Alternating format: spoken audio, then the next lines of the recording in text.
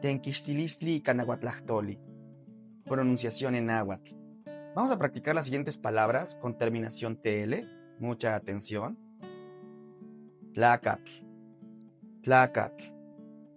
Cihuatl, cihuatl. Atl, atl. Tocatl, tocatl. Tepetl, tepetl. Altepetl, altepetl. ¿Pueden notar cómo esta pronunciación es como más como un chasquido? Hay que colocar la lengua tras nuestros dientes y hacer este sonido. Es la pronunciación de la TL.